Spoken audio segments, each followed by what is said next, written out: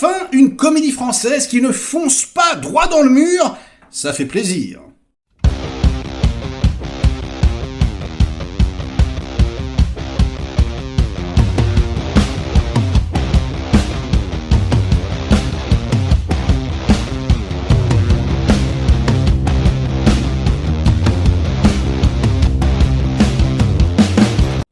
Salut les cinéphages, c'est Merege et aujourd'hui on vient parler du troisième film de Jonathan Barré, Bonne Conduite, avec Laure Calamy, le duo du Palmacho et Tchéky Karyo dans les rôles principaux.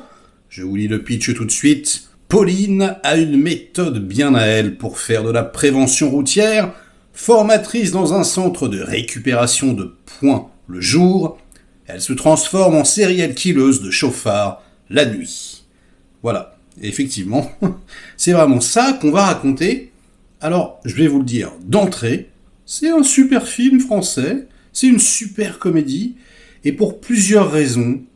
La première, en ce qui me concerne, et c'est ce qui d'habitude me fait dégommer 95% des films français et des comédies françaises, le code de jeu, la direction d'acteur. Et ouais. C'est-à-dire que le mec, il a tout compris. C'est pas parce qu'on fait une comédie, c'est pas parce que on a des personnages qui sont censés être débiles qu'il faut les faire jouer comme des débiles. Encore une fois, si t'es fou, tu vas pas te mettre un entonnoir sur la tête, tirer la langue et dire je suis fou. Non, t'es fou, bah oui, mais juste ça se voit pas. Au début, tu rencontres un fou, tu sais pas qu'il est fou. Il va jouer comme tout le monde. Et là, en fait, on est vraiment sur le même ton que pouvait avoir Bakri dans ses comédies, vous voyez. On est sur quelque chose de réaliste. Et merci la vie, quoi. Ça fait trop plaisir. Et du coup, en fait, toutes les vannes font mouche, puisque rien n'est souligné. Alors, sauf les vannes qui sont soulignées. Il n'y en a pas beaucoup, il y en a quelques-unes. Par exemple, ils font des jeux de mots, et au lieu de laisser le jeu de mots quand on a compris, ils vont te le réexpliquer derrière. Voilà. Bon, c'est un petit peu dommage. Voilà, mais en dehors de ça, et c'est peanuts, il y en a deux, quoi. Je veux dire, tout fonctionne. Les mecs sont juste complètement à la rue. Donc le film, ça s'appelle Bonne Conduite, pour tout un tas de raisons. Par exemple, parce que elle, en gros, elle devient serial killeuse parce qu'on a tué son mari, et le tueur, potentiellement, va sortir bientôt pour bonne conduite, etc. Et puis, tous les personnages, ils essayent, quelque part, d'avoir une ligne directrice qui serait révérencieuse, quoi, voilà, la bonne conduite. Mais non, ils y arrivent pas, ils sont tous complètement à côté de la plaque. Et c'est trop marrant. Moi, j'en avais absolument rien à taper du Palmacho, je regarde pas, je m'en fous. Donc je suis pas là en train de comparer à gauche à droite, juste j'ai vu les vedettes, j'avais trouvé ça sympathique, franchement, j'avais passé un bon moment, ça m'a fait rire. Mais là, je trouve qu'il y a vraiment un truc en plus, c'est qu'il y a de l'ambition, formellement. On est dans quelque chose qui va ressembler à la fois à un polar, à la fois, peut-être un film de gangster, etc. Sauf que ça n'essaye pas de singer les Américains. Ça reste très très français. Et c'est ça que j'ai aimé. Et surtout, c'est pas du tout prétentieux. Ça pète pas plus haut que son cul, mais pas du tout. On reste dans une sorte de simplicité, comme si le mec il savait, quoi. Il savait qu'il n'a pas les moyens de faire comme les Américains. Voilà. De toute façon, il est français, il n'est pas américain, donc il a pas forcément envie de réutiliser les mêmes codes, ça n'aurait aucun sens. Donc il va jouer avec, un petit peu, avec des références, mais il va pas se prendre le mur à 130.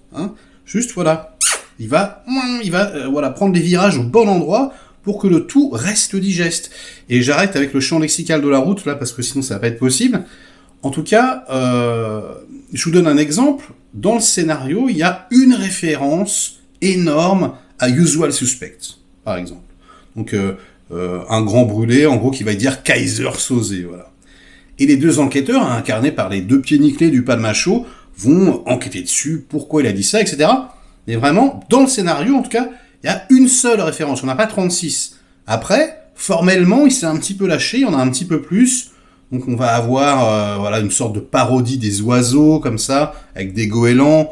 On va avoir le fameux plan de Psychose, parce qu'elle essaye de se débarrasser des preuves de la bagnole, avec la bagnole, qui reste coincée dans la mare, etc.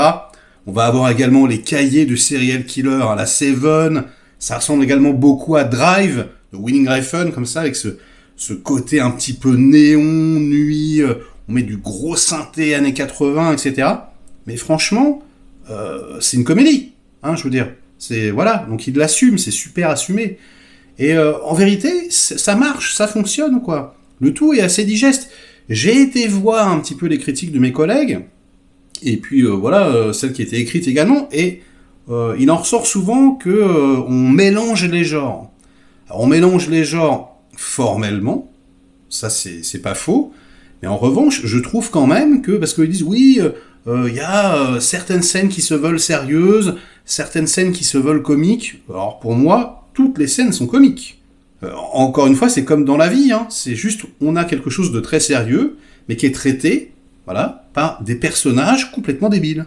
Et en fait, c'est ça qui est drôle, finalement, c'est une sorte de décalage. C'est pas tellement un mélange, c'est plutôt une concentration d'abrutis tous au même endroit, quoi. C'est ça qui crée le décalage poétique. Et puis, il y a une superbe idée, j'ai trouvé, de mise en scène, alors qui fait très théâtral pour le coup, mais moi que j'ai trouvé vraiment génial. C'est, alors je vous dis pas qui c'est un acteur assez connu, mais qui n'est utilisé qu'en photographie. Donc il va être scotché sur les murs de la salle de bain, dans la voiture, dans des cadres un petit peu disséminés aux quatre coins de la maison, comme ça, et à chaque fois avec une intention, une émotion différente. C'est franchement assez drôle. Et le film est toujours comme ça, c'est-à-dire il y a des dialogues qui font mouche, il y a une intrigue qu'on suit avec plaisir. Du coup, le spectateur, et donc moi, hein, je l'ai vu avec David de Film Talker, et franchement, on a aimé tous les deux, on avait la banane pendant tout le film. C'est-à-dire que tu ris pas à gorge déployée, t'es pas là en train de voir la comédie la plus drôle du monde, t'es pas là en train de voir le film le plus incroyable, mais c'est pour ça que c'est bien, justement. C'est parce que ça reste français, c'est pas prétentieux, ça pète pas plus haut que son cul, encore une fois, et c'est juste un divertissement. Mais fait avec cœur, avec goût, tout le monde est à sa place, et ouais, et félicitations Jonathan Barré, franchement. Alors j'ai pas vu son premier film, et du coup ça me donne envie, mais là, pour le coup, clairement, j'ai envie de voir ses suivants, hein. Et ouais, il met des potards un petit peu partout, c'est assez marrant. Voilà, il a des influences au Shaker. Personnellement, c'est pas ce que je préfère. Du coup, j'aimerais bien le voir peut-être faire quelque chose de complètement original, où genre, il enlève ce côté un petit peu « Hey, je suis cinéphile », on a compris. Bon, voilà, tu le fais bien. Mais voilà, maintenant, peut-être vole de tes propres ailes, petit oiseau. Peut-être, essaye de te libérer comme ça de la comédie, si ça se trouve. Quelque chose d'un petit peu plus sombre ou d'un petit peu plus triste, pour voir. Ou pas, hein, tu fais ce que t'as envie, John. Hein, pas de problème. Et d'ailleurs, moi, je veux bien jouer dedans. Parce que, franchement, ça fait plaisir. Donc, un petit rôle. Je fais ma pub. Allez, vas-y. Écoutez, c'était franchement très sympathique. Donc, allez-y. Il n'y a pas grand-chose à voir en comédie, en plus, en ce moment. Et avec les temps que nous vivons, ça fait du bien. Donc moi, je vous encourage vraiment à y aller, et à y aller en salle. C'était vraiment très très cool. Likez la vidéo si elle vous a diverti un minimum. Délikez-la sinon. Et inondez-moi de commentaires, comme d'habitude, pour faire marcher le petit robot YouTube.